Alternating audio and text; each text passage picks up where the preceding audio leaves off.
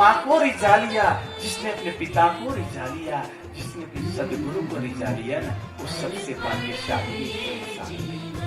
इसलिए कहा गया है, जो पिता को प्रणाम करता है वो कभी दुखी नहीं रह सकता, जो माँ को प्रणाम करता है वो कभी दरिद्र नहीं हो सकता, और जो